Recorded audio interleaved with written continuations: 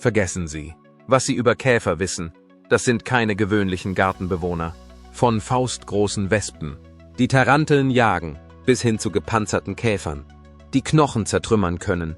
Diese monströsen Insekten sind die lebenden Albträume der Natur. Sie kommen in Dschungeln, Wüsten und sogar in unmittelbarer Nähe vor. Ihre Größe und Kraft lassen einem einen Schauer über den Rücken laufen. Einige können ihre Beute in Sekunden lähmen. Andere können die Haut wie Butter durchbohren. Sei auf der Hut, denn wenn du diese Biester einmal gesehen hast, wirst du dich draußen nie wieder sicher fühlen. Riesenhornisse, ein tödliches Raubtier. Sie ist so groß wie eine Streichholzschachtel. Aber lassen Sie sich davon nicht täuschen. Dieses Insekt stammt direkt aus einem Science-Fiction-Horrorfilm. Die Riesenhornisse ist nicht nur groß, sie ist auch für den Kampf gebaut. Ihr Stachel ist so lang wie eine Nähnadel und ihr Gift ist so intensiv, dass es in Sekundenschnelle schwere Reaktionen hervorrufen kann. Ihr Stich tut nicht nur weh, sondern überflutet den Körper mit fleischzersetzenden Enzymen und einem Nervengift, das die Nerven durcheinander bringt. Jedes Jahr werden diese furchterregenden Kreaturen mit Dutzenden von menschlichen Todesfällen in ganz Asien in Verbindung gebracht. Von den Wäldern Indiens bis zu den Bergen Japans. Der Haken an der Sache ist, dass ihre Achillesferse die Hitze ist. Sie können extreme Temperaturen nicht überleben. Für andere Insekten gibt es dagegen fast kein Entkommen. Die Riesenhornisse ist ein unerbittlicher Räuber, der Gottesanbeterinnen jagt und ganze Bienenvölker mit brutaler Effizienz auslöscht. Wenn er einen Bienenstock findet, schlemmt er nicht allein. Er markiert den Ort mit einem chemischen Marker und der Schwarm folgt ihm. In weniger als einer Stunde können Hunderte von Honigbienen von nur wenigen Eindringlingen ausgelöscht werden. Sie fressen ihre Beute nicht auf der Stelle. Stattdessen verwandeln sie ihre Opfer in einen breiigen Brei, mit dem sie ihre Larven füttern. Denn für die Riesenhornisse bedeutet Überleben Krieg. Sie leben nur die Hälfte des Jahres. Aber in dieser Zeit beherrschen sie die Insektenwelt mit eisernen Mandibeln. Zu Menschen halten diese Hornissen normalerweise Abstand. Aber für alles, was kleiner ist, sind sie der Stoff, aus dem die Albträume sind. Stacheliges Rieseninsekt, ein Meister der Verkleidung. Diextatosoma tiaridum, besser bekannt als Stachelblatt oder Riesenstachelschrecke, ist eine faszinierende Art, die in den Regenwäldern Ostaustraliens heimisch ist. Sie ist besonders in New South Wales und Queensland verbreitet, kommt aber auch in Teilen Südaustraliens und im östlichen Victoria vor. Das Weibchen dieser Art ist mit einer Länge von bis zu 20 Zentimetern viel größer als das Männchen und ist mit dornigen Stacheln bedeckt, die sowohl dem Schutz als auch der Tarnung dienen. Das Männchen hingegen ist kleiner und besitzt lange Flügel, mit denen es auf der Suche nach einer Partnerin oder auf der Flucht vor Fressfeinden fliegen kann. Er hat zwar nicht die auffälligen Stacheln des Weibchens, dafür aber kleine Stacheln um sein Gesicht herum. Die Stachelblattschrecke hat eine einzigartige Art, sich zu verteidigen. Wenn sie sich bedroht fühlt, nimmt sie eine abwehrende, skorpionartige Haltung ein, indem sie ihren Hinterleib aufrichtet. Bleibt die Bedrohung bestehen, kann sie ihre scharfen Stacheln einsetzen, um Angreifer abzuschrecken. Ein weiterer Abwehrmechanismus ist die Freisetzung eines süßen, Toffee-ähnlichen Geruchs, begleitet von einem klickenden Geräusch, um potenzielle Fressfeinde abzuschrecken.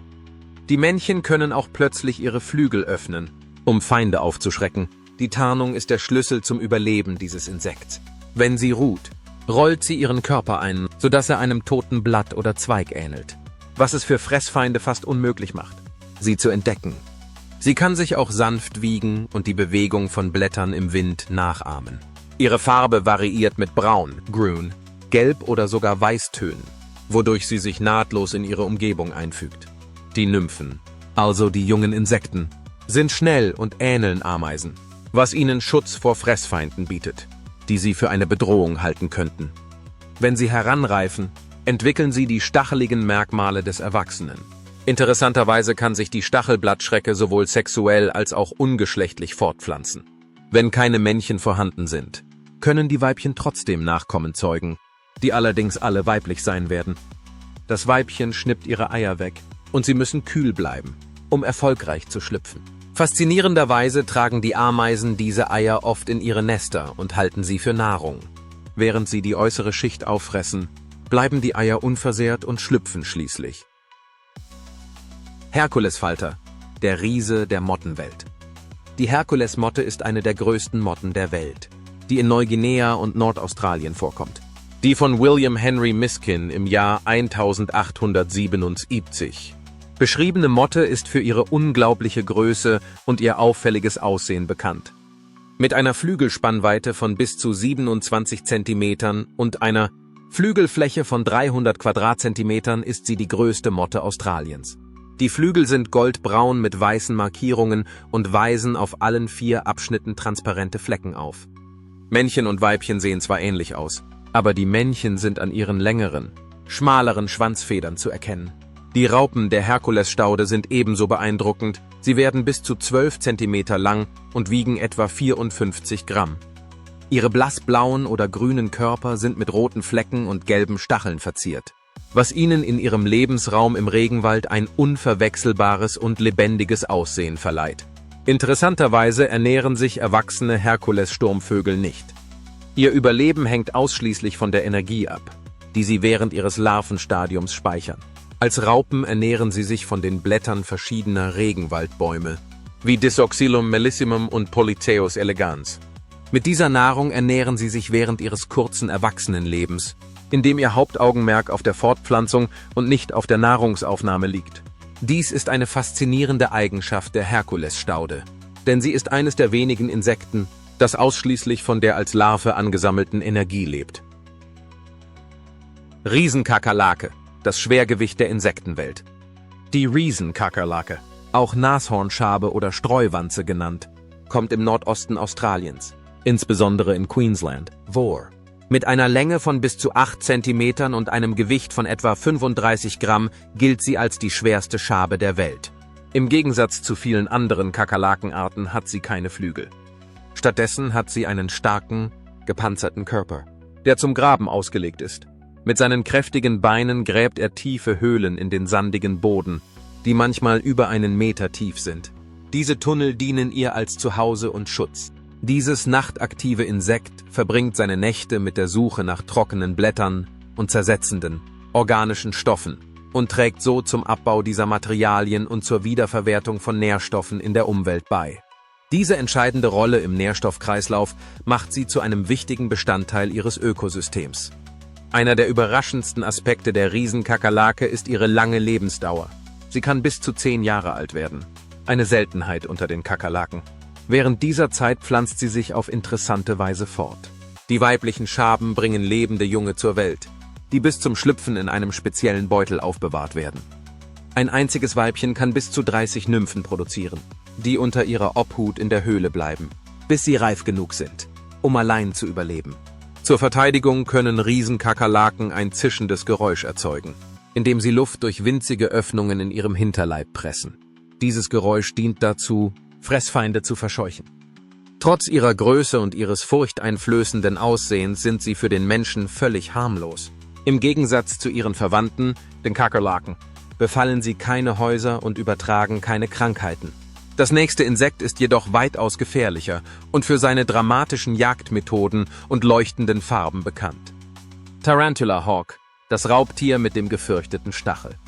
Tarantelfalken sind große Wespen, die für ihre Jagdfähigkeiten und ihr auffälliges Aussehen bekannt sind. Diese Wespen können bis zu 6,5 Zentimeter lang werden und sind berühmt für ihre Jagd auf Vogelspinnen. Tarantelfalken sind auf allen Kontinenten außer Europa und der Antarktis zu finden und sind äußerst effektive Raubtiere.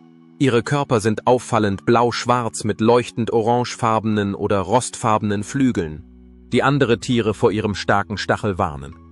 Der weibliche Vogelspinnenschwärmer ist besonders gefährlich. Mit ihrem langen Stachel, der bis zu 12 Millimeter lang sein kann, setzt sie einen der qualvollsten Stiche in der Insektenwelt ein. Bei der Jagd sticht sie eine Tarantel, um sie zu lähmen. Dann schleppt sie die Spinne zurück in einen Bau, legt ein einzelnes Ei auf ihren Körper und verschließt den Bau. Die Larve, die aus dem Ei schlüpft, ernährt sich von der Spinne, wobei sie darauf achtet, keine lebenswichtigen Organe zu beschädigen, damit die Spinne länger am Leben bleibt.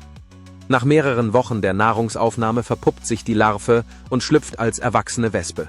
Interessanterweise ernähren sich erwachsene Tarantelfalken nicht von Spinnen. Stattdessen ernähren sie sich von Nektar von Pflanzen wie Milchkraut und Meskit. Die Männchen dieser Art jagen nicht, sondern warten auf die Weibchen, die während der Paarungszeit vorbeikommen. Ihr Stachel ist zwar äußerst schmerzhaft, aber normalerweise nicht gefährlich. Der Schmerz hält nur wenige Minuten an und erfordert in der Regel keine ärztliche Behandlung.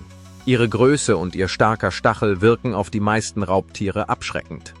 Straßenläufer gehören jedoch zu den wenigen Tieren, die sich trauen, sie zu essen. Das nächste Insekt hat einen faszinierenden und geheimnisvollen Lebenszyklus, der die Experten immer wieder vor Rätsel stellt. Säbelzahn-Langhornkäfer, der mächtige Riese mit den Kiefern. Der Säbelzahn-Langhornkäfer, Macrodontia cervicornis, ist einer der größten Käfer der Welt. Berühmt ist er vor allem für seine enormen Kiefer, die ihm ein unverwechselbares und kraftvolles Aussehen verleihen. Das größte aufgezeichnete Exemplar dieses Käfers erreichte eine erstaunliche Länge von 17,7 Zentimetern und übertraf damit sogar den legendären Herkuleskäfer, der 17,5 Zentimeter misst. Diese Käfer verbringen einen Großteil ihres Lebens im Larvenstadium, das bis zu 10 Jahre dauern kann. Während dieser Zeit graben sich die Larven durch das verrottende Holz und legen verschlungene Gänge an, die über 1 Meter lang und etwa 10 Zentimeter breit sein können. Sobald sie das Erwachsenenalter erreicht haben, leben diese Käfer nur noch wenige Monate und ihr Hauptaugenmerk liegt auf der Fortpflanzung. Die Weibchen legen ihre Eier unter die Rinde toter oder absterbender Weichholzbäume, wo die Larven schlüpfen und der Zyklus von neuem beginnt. Diese Käfer sind in den Regenwäldern Südamerikas beheimatet, unter anderem in Kolumbien, Ecuador, Peru, Brasilien und den Guyanas, und stellen einen häufigen, aber faszinierenden Teil der Insektenpopulation in dieser Region dar. Trotz ihres furchterregenden Aussehens sind diese Käfer nicht aggressiv und stellen für den Menschen kaum eine Bedrohung dar. Ihre beeindruckenden Kiefer sind jedoch ein Beweis für ihr evolutionäres Design. Und sie helfen den Käfern bei verschiedenen Aufgaben, von der Nahrungsaufnahme bis zur Selbstverteidigung. Weiter geht es mit einem anderen Insekt, dessen faszinierendes Verhalten ihm den Ruf eingebracht hat, ein Team zu sein und effizient zu jagen. Red Driver Ant, Meister der Koordinierung. Die rote Treiberameise ist eine große Ameisenart, die im Gegensatz zu vielen anderen Ameisen etwa einen halben Zoll lang ist. Die rote Treiberameise hat einen gut definierten Körper, der in 3 Abschnitte unterteilt ist: den Kopf, den Thorax und den Hinterleib. Diese Abschnitte spielen eine entscheidende Rolle für das Überleben und die Effizienz der Ameise. Das auffälligste Merkmal der roten Treiberameise sind ihre kräftigen Mandibeln, die wie scharfe Scheren funktionieren. Diese Mandibeln helfen den Ameisen, Beute zu fangen, ihre Nester zu bauen und ihre Kolonie zu schützen. Es gibt einen interessanten Unterschied zwischen den männlichen und weiblichen roten Treiberameisen. Die Männchen, die wegen ihrer plumpen, geflügelten Körper oft als Wurstfliegen bezeichnet werden, existieren nur, um sich zu paaren und sterben kurz danach. Die weiblichen roten Treiberameisen hingegen sind flügellos, viel stärker und übernehmen den Großteil der Aufgaben der Kolonie. Die Weibchen kümmern sich um alles, vom Nestbau über die Nahrungssuche bis hin zur Versorgung der Jungen. Wenn die Kolonie auf die Jagd geht, zeigen rote Treiberameisen eine unglaubliche Koordination. Sie bilden breite Kolonnen und folgen Geruchsspuren, die von Spähern hinterlassen werden, um Beute zu finden. Gemeinsam können sie viel größere Tiere, von Insekten bis hin zu kleinen Säugetieren, überwältigen, indem sie ihr Teamwork nutzen, um ihre Ziele zahlenmäßig zu übertreffen und zu besiegen. Diese Ameisen sind ein perfektes Beispiel dafür, wie Gruppenverhalten und Teamwork das Blatt im Kampf wenden können. Sie sind vielleicht nicht das gefährlichste Insekt, aber ihre Effizienz und Organisation machen sie zu einer beeindruckenden Kraft in der Insektenwelt. Arthropleura, der riesige Tausendfüßler der Vergangenheit. Arthropleura war ein alter Tausendfüßler, der einst auf der Erde lebte und für seine enorme Größe bekannt war. Der Name Arthropleura stammt aus dem Griechischen und bedeutet gegliederte Rippen, eine Anspielung auf seinen segmentierten Körper. Die ersten Fossilien dieser bemerkenswerten Kreatur wurden 1854 von dem deutschen Paläontologen Hermann von Meyer entdeckt. Seitdem wurden mehr als 60 versteinerte Überreste in Nordamerika, Europa und dem Vereinigten Königreich gefunden, die das wahre Ausmaß dieses uralten Riesen zeigen. Fossilien zeigen, dass Arthropleura bis zu 2,6 Meter lang und 55 Zentimeter breit werden konnte, genug, um einen durchschnittlichen Menschen zu bedecken. Einige Forscher glauben, dass Arthropleura sogar noch größer geworden sein könnte. Es gibt Schätzungen, die darauf hindeuten, dass er bis zu 2 Meter groß gewesen sein könnte, als er seinen Körper aufrichtete. Experten gehen davon aus, dass er etwa 50 Kilogramm wog, was für einen Tausendfüßler erstaunlich ist. Dieser riesige Gliederfüßer hatte mindestens 30 Segmente, von denen jedes durch robuste Platten geschützt war. Der Körper war mit winzigen Knötchen bedeckt und das Schwanzende, Telson genannt, war trapezförmig. Als er wuchs, warf er sein Exoskelett ab und hinterließ Exuvien, also abgetrennte Teile, die den Großteil der heutigen Fossilien ausmachen. Leider wurde noch kein vollständiges Körperfossil gefunden. Es ist immer noch unklar, wie viele Beine Arthropleura genau hatte. Einige glauben, dass sie 64 Beine hatte, wenn jedes Segment ein Paar hatte, während andere von 32 Beinen ausgehen, wobei die Paare nur auf abwechselnden Segmenten zu finden sind. Die Beine hatten wahrscheinlich Platten unter sich, die die Atmung erleichterten. Einer der bedeutendsten Fossilienfunde wurde in Northumberland gemacht, wo ein 75 cm langes und 55 cm breites Exoskelett gefunden wurde. Anhand dieses Fossils können die Forscher seine Größe besser einschätzen. Es wurde kein versteinerter Kopf gefunden, aber man geht davon aus, dass Arthropleura Antennen hatte, um seine Umgebung wahrzunehmen. Seine Augen waren wahrscheinlich noch nicht sehr weit entwickelt und verließen sich mehr auf den Tastsinn und den Geruchssinn. Was seine Ernährung betrifft, so glauben viele, dass er ein Pflanzenfresser war, der sich von Pflanzen und Blättern ernährte, obwohl einige behaupten, dass er auch ein Raubtier oder ein Allesfresser gewesen sein könnte. Leider werden wir wohl nie mit Sicherheit wissen, was es gefressen hat. Schauen wir uns nun ein anderes unglaubliches Insekt an, das durch seine Größe und Schönheit einen bleibenden Eindruck hinterlässt. Besondere Entdeckung. Australien hat wirklich die seltsamsten Kreaturen, nicht wahr? Und seine Insekten sind da nicht anders. Denn obwohl das Tier auf diesen Bildern kolossal ist, handelt es sich technisch gesehen immer noch um ein Insekt. Aber in Oz ist alles größer. Die Spinnen, die Schlangen, sogar die Menschen. Zum Glück sind diese Dinge selten. Ich weiß nicht, wie es ihnen geht. Aber ich würde ausflippen, wenn ich eines dieser Dinger in Natura sehen würde. Wie immer können Sie uns Ihre Meinung in den Kommentaren unten mitteilen. Thysania agrippina, der weiße Hexenwickler. Die Thysania agrippina, gemeinhin als weißer Hexenröhrling bekannt, ist einer der größten Nachtfalter der Welt. Diese Motte hat auch die Namen Gespenstermotte, große graue Hexe und große Eulenmotte erhalten. Der Name Weiße Hexe stammt von mittelalterlichen Wissenschaftlern, denen es trotz ihrer primitiven Jagdmethoden nicht gelang, sie zu fangen. Mit einer Flügelspannweite von bis zu 30 Zentimetern gilt dieser Falter als die größte Mottenart der Erde. Die Flügel des Falters sind auffallend gemustert. Die Oberseite ist blassweiß und mit komplizierten mosaikartigen Mustern verziert. Die Unterseite ist dunkler, mit Brauntönen, die das Aussehen von Baumrinde imitieren und eine hervorragende Tarnung vor Fressfeinden bieten. Der weiße Hexenwickler ist in tropischen Regionen Amerikas von Argentinien bis Mexiko heimisch. Gelegentlich findet man ihn sogar bis nach Colorado in den Vereinigten Staaten. Trotz ihres großen Verbreitungsgebiets und ihrer enormen Größe wissen die Wissenschaftler erstaunlich wenig über den Lebenszyklus dieser Motte, insbesondere über ihre Metamorphosephasen. Die Raupen des weißen Hexenschusses ernähren sich hauptsächlich von Pflanzen aus der Familie der Hülsenfrüchte, insbesondere von Akazien und Meskitbäumen. Interessanterweise sind sie sowohl für den Menschen als auch für die Landwirtschaft völlig harmlos, da sie weder Stacheln noch Zähne haben. Ihre frühen Lebensstadien sind noch weitgehend undokumentiert, obwohl die Motte in vielen Regionen weit verbreitet ist. Der Lebenszyklus dieser Motte bleibt ein kleines Rätsel.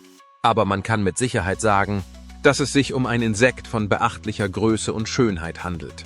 Machen wir nun eine Reise in die Vergangenheit, um einen alten Riesen zu entdecken, der vor Millionen von Jahren den Himmel beherrschte. Meganura, die prähistorische Libelle.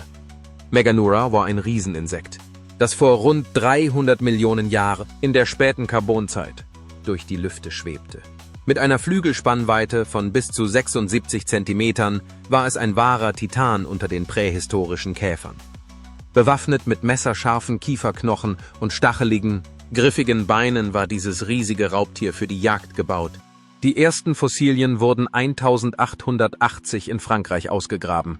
Und nur wenige Jahre später, 1885 wurde die Art vom französischen Paläontologen Charles Brongniart offiziell benannt. Dank ihrer breiten, kräftigen Flügel konnte die Meganura mühelos durch die dichte, dampfige Luft ihrer Zeit gleiten. Sie war nicht so schnell und wendig wie moderne Libellen, aber ihr langsamer, vogelähnlicher Flügelschlag war perfekt an die sauerstoffreiche Atmosphäre der Welt des Karbon angepasst. Schon als Larve war Meganura ein beeindruckendes Raubtier. In alten Feuchtgebieten jagte er mit erstaunlicher Effizienz Fische und Wasserinsekten. Als er jedoch erwachsen wurde und sich in die Lüfte erhob, verlagerte sich seine Beute auf kleine Amphibien und fliegende Insekten, einschließlich Frösche. Seine großen, gut entwickelten Augen ermöglichten es ihm, Beute aus der Ferne aufzuspüren. Und sobald er ein Ziel erspäht hatte, machten seine stacheligen Gliedmaßen und die schneidenden Kiefer eine Flucht fast unmöglich. Heute gibt es von Meganura nur noch versteinerte Überreste aus einer Zeit, in der Insekten den Himmel beherrschten. Doch sein Vermächtnis als eines der furchterregendsten fliegenden Raubtiere der Erdgeschichte regt weiterhin unsere Fantasie an. Und jetzt, von diesem prähistorischen Kraftpaket, gleiten wir in eine neue Art von Schönheit, eine, die auch heute noch lebendig ist. Werfen wir einen Blick auf den atemberaubenden und majestätischen Queen Alexandra's Birdwing. Königin Alexandras Vogelschwinge, der größte Schmetterling. Der Königin Alexandra Vogelflügler ist die größte Schmetterlingsart der Welt. Die Weibchen können eine Flügelspannweite von 25 bis 28 Zentimetern erreichen, was sie zu den Giganten der Schmetterlingswelt macht. Dieser atemberaubende Schmetterling wurde nach Königin Alexandra, der Frau von König Edward VII, benannt, um ihre Bemühungen um den Naturschutz zu würdigen. Der 1906 von dem Naturforscher Albert Stuart Meek entdeckte Schmetterling ist in den Regenwäldern von Papua-Neuguinea heimisch. Leider ist diese prächtige Art nach Angaben der International Union for Conservation of Nature derzeit vom Aussterben bedroht. Der Lebensraum des Schmetterlings ist auf ein kleines Gebiet von etwa 100 Quadratkilometern in der Nähe von Papandeta in Papua-Neuguinea beschränkt. Die Abholzung der Wälder durch Ölpalmenplantagen und der Ausbruch des Mount Lamington in den 1950er Jahren haben ihren Lebensraum stark beeinträchtigt. Der weibliche Königin Alexandra Vogel ist aufgrund seiner größeren Größe und seiner abgerundeten Flügel besonders einzigartig. Ihr Körper ist cremefarben. Die braunen Flügel sind mit weißen Rauten und einem leuchtend gelben Band auf den Hinterflügeln verziert. Im Gegensatz dazu ist der männliche Schmetterling kleiner, mit einer Flügelspannweite von 16 bis 20 Zentimetern. Seine Flügel haben eine leuchtend blaugrüne Farbe, die mit schwarzen Mustern verziert ist. Seine kantigen Flügelspitzen und sein schlanker Körper unterscheiden sich deutlich von denen der Weibchen. Dieser Unterschied zwischen Männchen und Weibchen wird als Sexualdimorphismus bezeichnet. Der Königin Alexandra Vogelflügler ist ein wahres Wunder der Natur und verkörpert Schönheit und Seltenheit in einer beeindruckenden Kreatur. Als nächstes wollen wir uns ein Insekt ansehen, dessen Größe Sie vielleicht überraschen wird. Atlaskäfer, der majestätische Riese der Insektenwelt. Atlaskäfer gehören zu den größten Käfern, die es gibt. Die Männchen können bis zu 12 Zentimeter lang werden und bis zu 100 Gramm wiegen, womit sie zu den längsten und schwersten Insekten der Welt gehören. Ein charakteristisches Merkmal des männlichen Atlaskäfers sind seine großen, gebogenen Hörner, die bei den Weibchen völlig fehlen. Diese Hörner spielen eine wichtige Rolle bei Kämpfen zwischen den Männchen um die Vorherrschaft, das Territorium oder die Partnerin. Sie sind auch während der Paarung nützlich, da das Männchen sie benutzt, um das Weibchen anzuheben und zu positionieren. Atlaskäfer sind in den tropischen Regenwäldern Südostasiens beheimatet und kommen in Ländern wie Malaysia, Indonesien, Thailand und Borneo vor. Sie gedeihen in feuchten, bewaldeten Umgebungen, in denen verrottendes Pflanzenmaterial reichlich vorhanden ist. Als Larven ernähren sich Atlaskäfer von verrottendem Holz und organischem Material und tragen so zur Zersetzung der Waldstreu und zur Wiederverwertung von Nährstoffen bei, was für die Aufrechterhaltung gesunder Ökosysteme unerlässlich ist.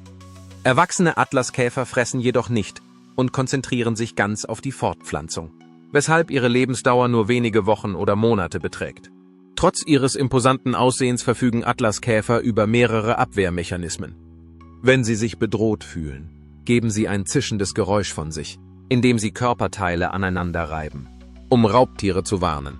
Bleibt die Bedrohung bestehen, können sie auch mit ihren kräftigen Unterkiefern zubeißen, um sich zu verteidigen. Trotz ihres furchterregenden Rufs sind Atlaskäfer für den Menschen harmlos und vermeiden im Allgemeinen den Kontakt. Schauen wir uns nun ein anderes Insekt an, das sich wirklich in seine Umgebung einfügen kann. Ein Meister der Tarnung mit unglaublicher Größe. Phobactus chan, die riesige Stabheuschrecke. Die Phobactus chan, auch bekannt als Chans Megastick, ist ein wirklich bemerkenswertes Insekt. Es ist eine der größten und seltensten Stabheuschrecken, die je entdeckt wurden, und erreicht eine Länge von über 50 Zentimetern. Von dieser Art, die im dichten Dschungel von Sabah, Malaysia, vorkommt, wurden bisher nur 3 Exemplare nachgewiesen. Das größte Exemplar, das erstaunliche 56,7 Zentimeter misst, wurde 1989 auf der Insel Kalimantan entdeckt. Erst 2008 gelangte dieses Exemplar in das Natural History Museum in London, wo es von dem Entomologen Philip Bragg offiziell beschrieben wurde. Die beeindruckendste Eigenschaft dieses Insekts ist seine Fähigkeit, sich nahtlos in seine Umgebung einzufügen. Er ähnelt einem Zweig so perfekt, dass er im Ruhezustand fast unsichtbar ist. Diese Tarnung macht es für Fressfeinde schwierig, sie zu entdecken, im Gegensatz zu anderen Insekten, die sich zum Schutz auf Stacheln oder Gifte stützen. Verlassen sich Stabheuschrecken wie Phobactus chan ganz auf ihre Fähigkeit, sich ihrer Umgebung anzupassen. Tatsächlich kann sich ihr Aussehen je nach Umgebung anpassen. Diejenigen, die unter Blättern leben, entwickeln oft eine blattähnliche Form. Phobactus chan ist ein pflegeleichter Fresser, der typischerweise Pflanzen wie Efeu, Liguster und Kopfsalat frisst. Das macht sie zu einem beliebten Haustier unter Insektenliebhabern. Trotz seiner Größe ist nur sehr wenig über das Verhalten und die Gewohnheiten dieses Insekts bekannt. Seine Fähigkeit, sich im Verborgenen zu halten, ist ein Beweis für die faszinierende Vielfalt der Natur. Kommen wir nun vom Land zum Wasser und sprechen wir über ein Insekt, das unter der Wasseroberfläche gedeiht und sowohl räuberische Fähigkeiten als auch eine überraschende väterliche Fürsorge an den Tag legt. Riesenwasserwanze, der Unterwasserjäger. Die Riesenwasserwanze ist ein wildes Raubtier, das einen Großteil seines Lebens unter der Wasseroberfläche verbringt. Diese Wanzen, die für ihre scharfen, nadelartigen Mundwerkzeuge bekannt sind, geben Gift ab, um ihre Beute zu lähmen. Ihr Speichel ist reich an Enzymen, die die Innereien ihrer Opfer aufspalten und in Flüssigkeit umwandeln, die die Wanze dann verzehrt.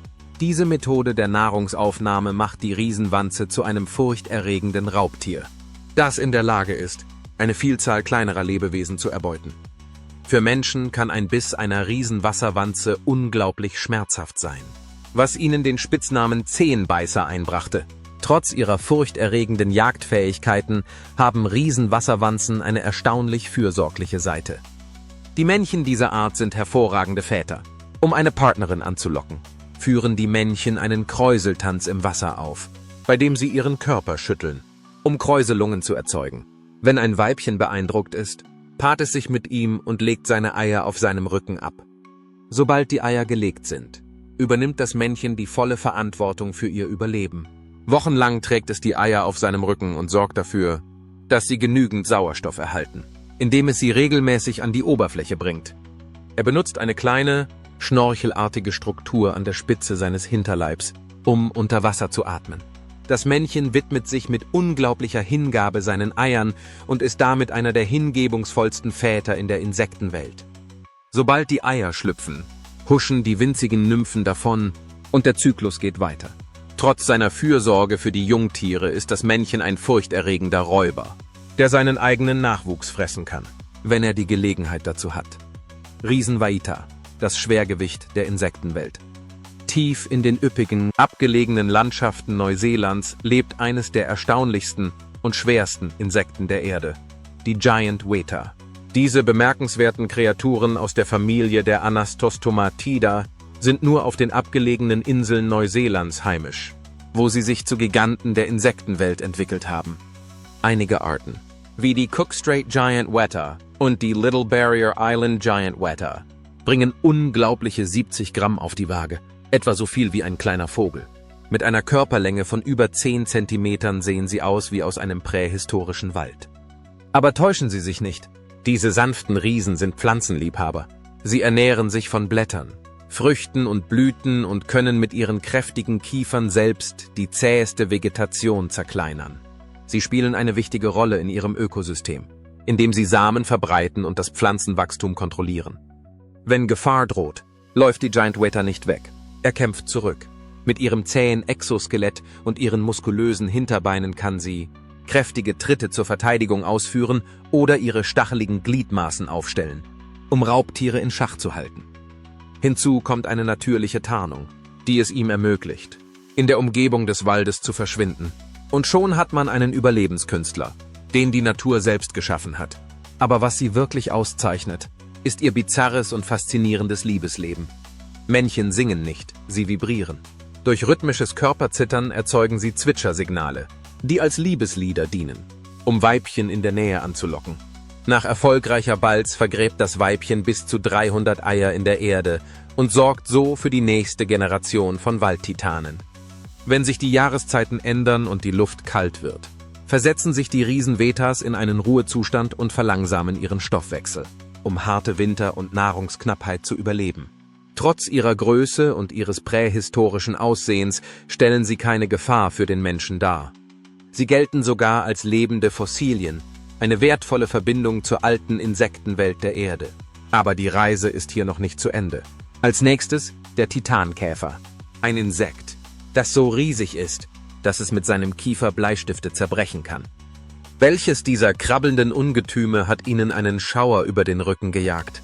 Schreiben Sie uns Ihre Meinung in die Kommentare und vergessen Sie nicht, uns zu mögen, zu abonnieren und uns für weitere atemberaubende Kreaturen vom Rande der Natur zu besuchen.